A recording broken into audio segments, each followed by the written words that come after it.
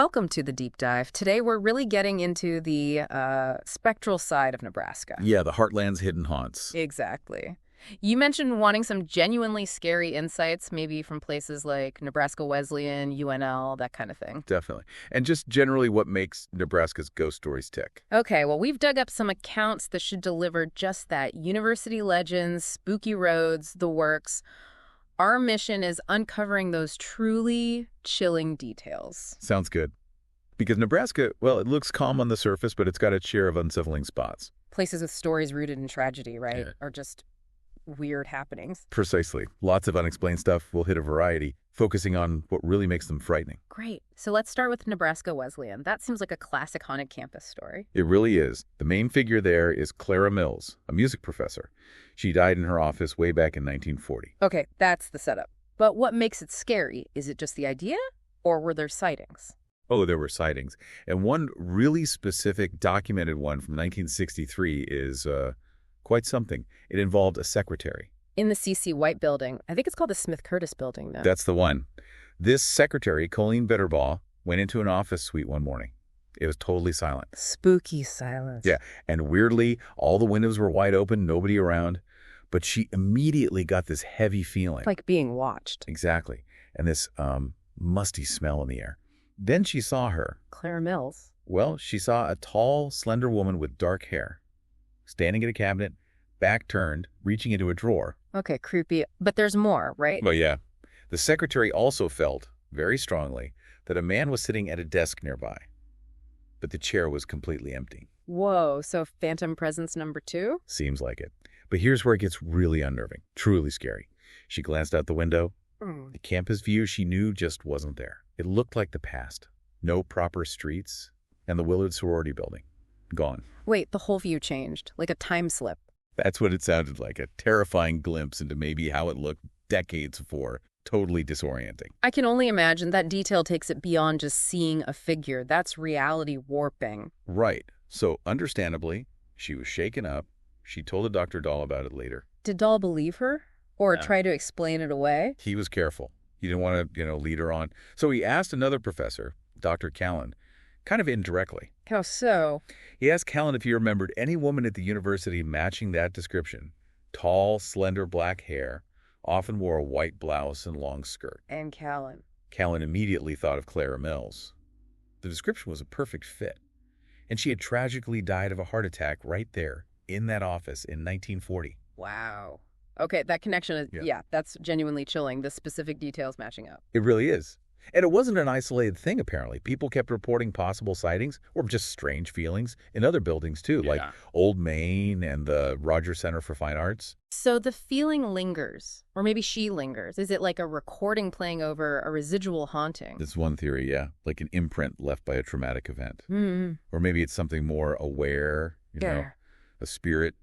The reports in different places might suggest that. Universities do seem to collect these stories. You mentioned UNL interest.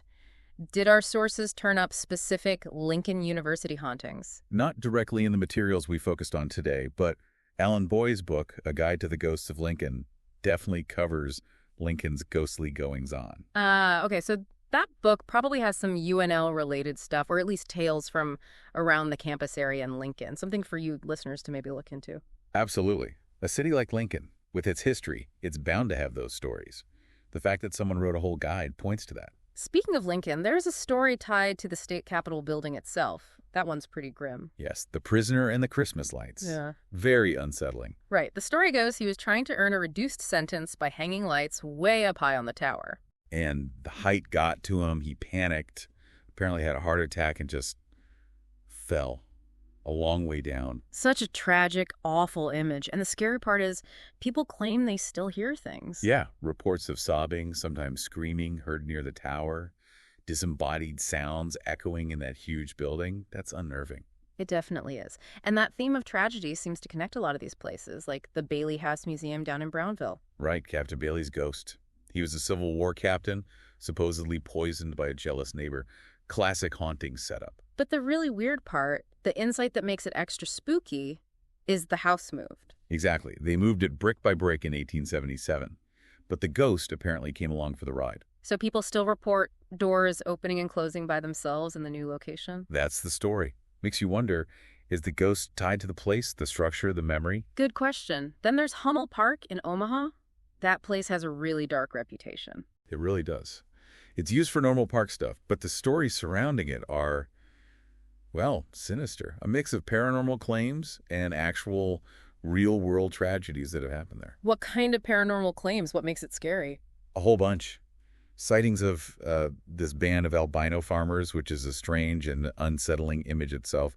Ghostly figures among the trees. I heard something about the trees all leaning one way. Yeah, that's part of the lore, adds to the creepiness. Plus, spray-painted pentagrams sometimes found, hinting at maybe darker rituals.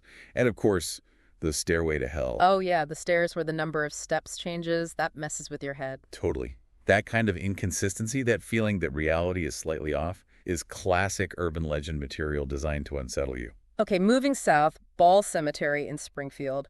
Old cemetery, oldest grave from 1869. What's the spooky insight here? It's supposed to have multiple ghosts. One is apparently a tall, angry man who kicks over gravestones. Kicks them over. That's not just spectral miss, that's hostile. Right. Very aggressive. And then there's Mary Mumford, who supposedly laughs and sometimes tugs on people's clothes. Playful? Maybe, but still unnerving. Tugging clothes. Yeah, that crosses the line into physical interaction. Okay, now Weeping Water and Witch's Bridge. The name alone. It sets a tone, doesn't it? Yeah. The legend is stark. A witch hanged herself from the bridge. And the scary part isn't just the story, it's the supposed rules for seeing her, right? Exactly. Odd-numbered nights, odd number of people in your group. Mm-hmm.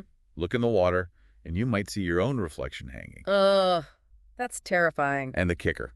If you stare too long, the legend says she'll try to pull you in. That's a direct threat from the other side. Pure dread. Back to Omaha Mystery Manor. It's a haunted house attraction, but it has a real dark history, too. It does. The story involves William Hall, who supposedly lost his fortune in the crash, then killed his wife, Greta. Awful. Then Greta's brother, John, sought revenge and killed William. But the story doesn't end there. What happened? John was found dead the very next night, Halloween night, near William's grave, with an axe embedded in his head. Good grief. So who killed John? The implication, the legend, is that William's vengeful spirit came back and got him. Very macabre. And people say William's ghost is still active in the manor, especially in October, blurring the lines between the show and reality. That's the claim. Makes the Halloween attraction potentially a bit more authentic. Okay, let's go rural. The Haunted Hills of the Seven Sisters in Otoe County. That name is evocative. It comes from a deeply disturbing legend. A man supposedly went mad and killed his 7 sisters, hanging them on 7 different hills. Just horrific, and the haunting reflects that horror. People report really unsettling things on the roads there. Cars stalling for no reason, headlights dimming suddenly. Leaving you stranded in the dark where something awful happened. Exactly. And the worst, hearing blood-curdling screams on the wind, especially on moonless nights. Pure terror. That car trouble theme pops up again, like the energy interferes. It's a common trope in these kinds of stories, yeah.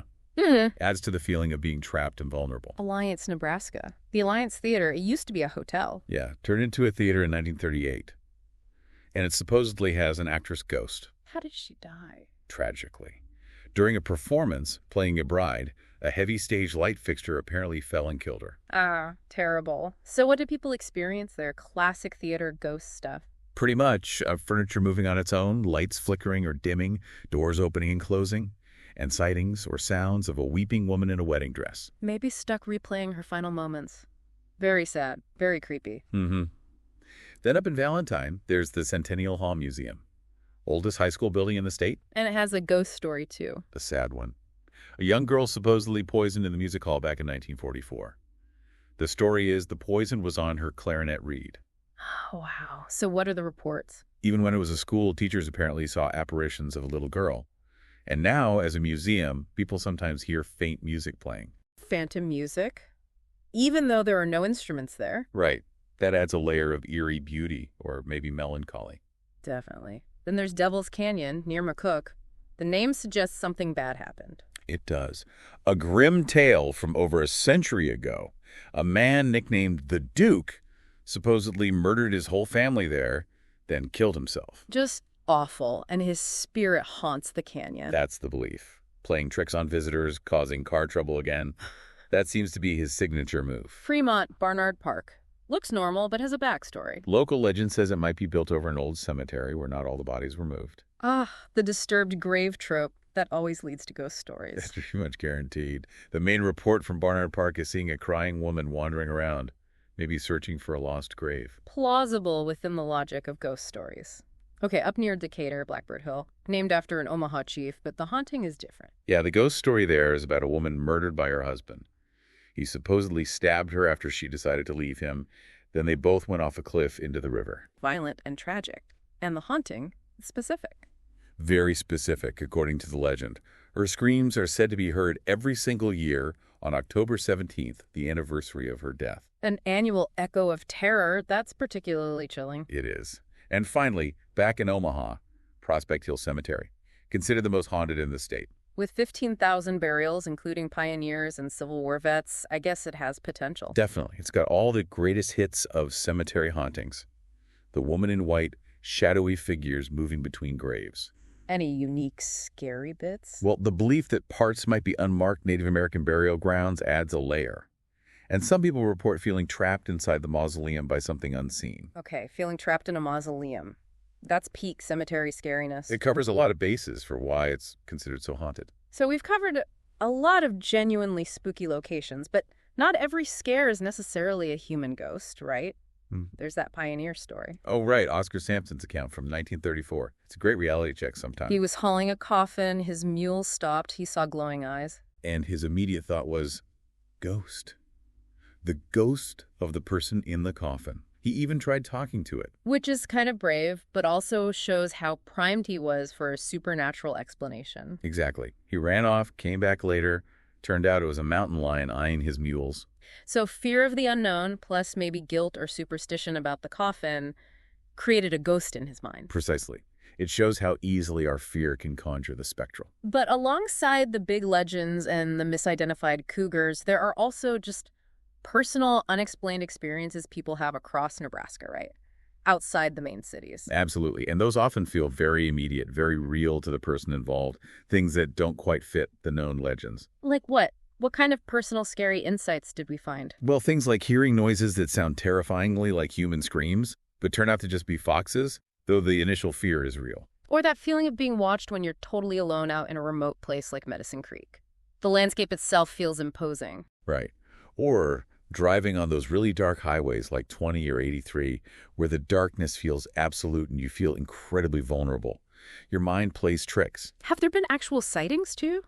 In these personal accounts? Yeah, things like fleeting figures seen in windows of abandoned buildings. And some really bizarre stuff. Bizarre how? Like one account of watching a raccoon near some pipes and it just vanished. Disappeared into thin air. No trace. Okay, that's weird. A vanishing raccoon.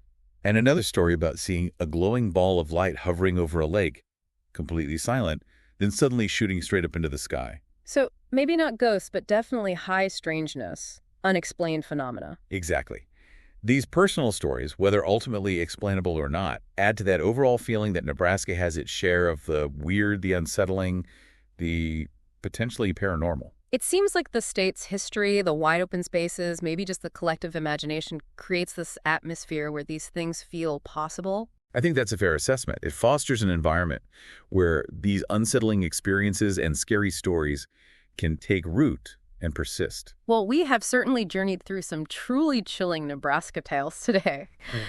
From Nebraska Wesleyan's lingering professor to haunted cemeteries, spooky roads, tragic histories. Yeah, definitely a good collection of scary insights into the state's spectral side. Hopefully we've unearthed some stories that gave you those sought-after goosebumps and maybe sparked some curiosity to look deeper into these local legends yourself.